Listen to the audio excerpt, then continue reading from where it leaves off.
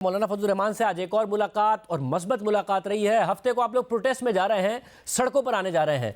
हफ्ते के प्रोटेस्ट में या फिर उसके बाद के प्रोटेस्ट में कोई इम्कान है कि आप लोग इतने करीब आ गए हो कि मौलाना आपके साथ हो?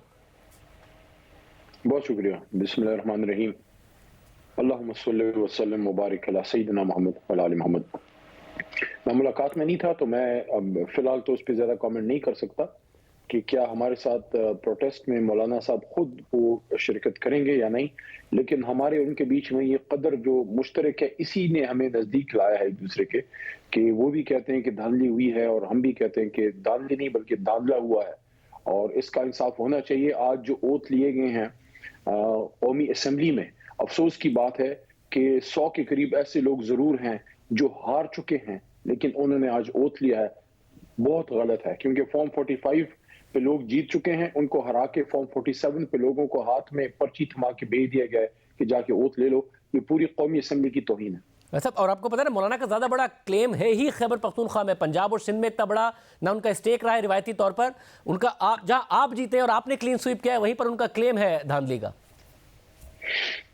देखें, जहां जहां उनका क्लेम है तो उसको इन्वेस्टिगेट कर लिया जाए। बलूचिस्तान में और पख्तूनख्वा में या पंजाब में, शायद साउदर्न पंजाब में उनकी थोड़ी बहुत स्ट्रांग होल्ड है, शायद वहां भी उनका कोई क्लेम हो। हमें तो क्या सपोर्ट मिलनी थी, हमारे तो लीडर को जेल में डाल के हमारे तो सारी जमात के लोगों को एक तरह से जिंदा दरगोरी कर दिया गया था। बहुत से लोग तो बाहर निकल के कंपेन ही नहीं कर सके और जो कोई कर सके उनको हर जगह रोक टोक थी। हम तो इसको एनकरेज करते हैं, अप्रिशिएट करते हैं, हम ही तो डिमांड करते हैं जहां जहां किसी को शक है। हम सिर्फ ये नहीं कह रहे कि हमें हमारा मैंडेट दिया जाए, अगर किसी को लगता है कि हमें किसी का और का मैंडेट मिला है आप इसको इन्वेस्टिगेट करें।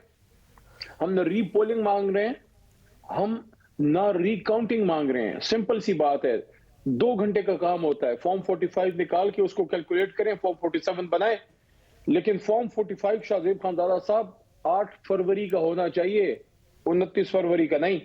ये बड़ी ज़ाहिर है जो फॉर्म 45 है उसके ऊपर तहकीकात के हवाले से एक बहुत ही बुनियादी आपका क्लेम है। और साथ में मौलाना तो ज़ाहिर है आपसे अगर कहें कि जी बॉयकॉट करना है, इस्तीफे देने हैं, इस ऐवान को नहीं मानते हम, तो क्या उस तरफ जाएगी पार्टी?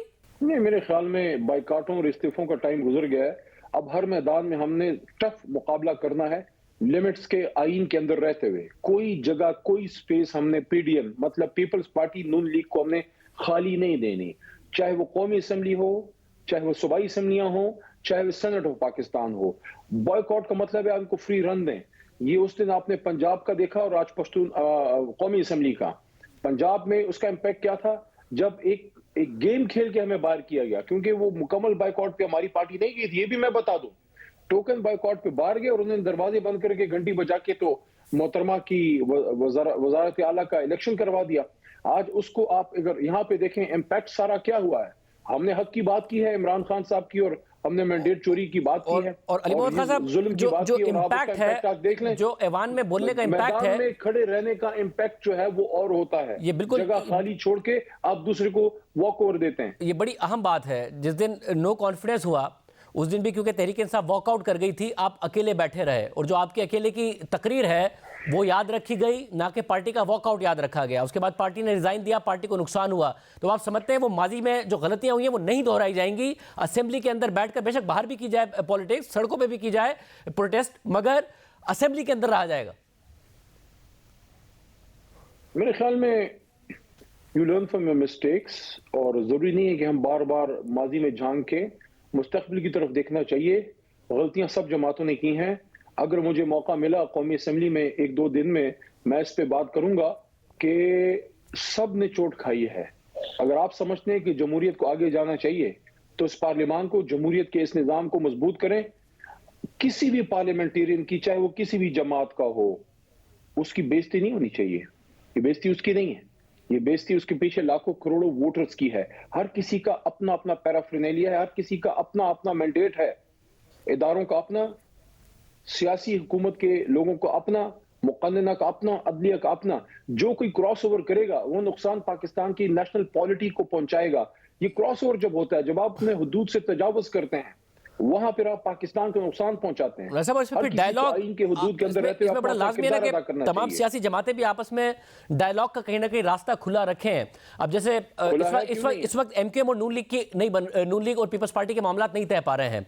आपके पास बड़ा फेयर चांस, बात तो सुनिए, आपके पास बड़ा बात तो सुनिए, आपके पास बड़ा फेयर चांस होता कि सदारती उम्मीदवार के लिए, आप अपने पार्टी के लिए सदारती उम्मीदवार के लिए अगर एमकेएम से भी बात करते हैं आपको वोट मिल सकता है। अभी भी एमकेएम ने कहा कि हमने सदारती उम्मीदवार को किसको वोट देना हमने नहीं फैसला किया। जो इलेक्टोरल कॉलेज होगा उसमें खैबर पख्तूनख्वा में आपके पास जबरदस्त मेजॉरिटी है, एमकेएम का वोट बड़ा मैटर करेगा। पंजाब में भी आपके पास बहुत सारी सीटें हैं, तो आपके पास एक बड़ा फेयर चांस होता अगर आप एमकेएम के साथ बात करते हैं अपना सदर बनाने का। पाकिस्तान के हर मसले पे हर जमात से बात होनी चाहिए और हम करेंगे। फर्क सिर्फ इतना है कि हुकूमत में हम उन दो जमातों के साथ नहीं बैठ सकते जिन्होंने पाकिस्तान की हालत की है। बाकी कौन सा इशू है जिस पे अगर आपने पार्लियामेंट में बैठ के बात नहीं करनी, फिर आप पार्लियामेंट में है क्यों? आपने बात करनी होती है, लेकिन बात करने का मतलब ये नहीं होता कि आप अपना मौकफ छोड़ देते हैं। आप अपना मौकफ रखते हैं, आपका हरीफ अपना मौकफ रखता है, और फिर देखते हैं अगर कोई मीटिंग ऑफ माइंड्स हो सकती है। जिस तरह मौलाना साहब ने कहा कि उनसे जो हमारी एक तरह से मीटिंग ऑफ माइंड्स हुई है दांडी वाले इशू पे, तो ठीक है, फिर आप आगे जा सकते हैं। लेकिन यहाँ पे एक मसला है शाहजेब साहब, एमक्यूएम का इशू दूसरा है। एमक्यूएम को तो सारा हमारा मैंडेट दिया गया, वो तो कराची पूरा पीटीआई ने स्वीप किया, वो आपने उठा के एमक्यूएम को दिया। आपके इस दावे की हमारे साथ हुकूमत में आपके इस दावे हमारे भाई हैं, मगर उस वक्त अली मोहम्मद खान साहब उस वक्त आपके साथ हुकूमत में रहे हैं जब उनका मुतालबा था कि उनका मैंडेट छीनकर आपको दिया गया है 2018 में, उस वक्त वो आपके साथ हुकूमत में रहे। आज आपका मुतालबा है, आप क्या बात नहीं करेंगे उनसे? देखिए, मैं ये तो नहीं कह रहा कि बात नहीं करेंगे, मैं ये आपको अर्ज कर रहा हूं कि उनके पास जो मैंडेट इस वक्त है वो हमारा है। फॉर्म 45 पे हमारे लोग जीत चुके हैं। बात मैं नहीं कह रहा कि बात नहीं होनी चाहिए, लेकिन हमारा जो बहुत बड़ा क्लेम है वो कराची पे है। सिंध में हमारा सबसे बड़ा क्लेम ही कराची पे। कराची आज नहीं, कराची 13 में भी निकला था, जब गोली और बंदूक का राज था, निकला था काम के लिए। 18 में भी निकला और अब भी निकला है। 13 में लाहौर भी निकला था, 18 में भी निकला।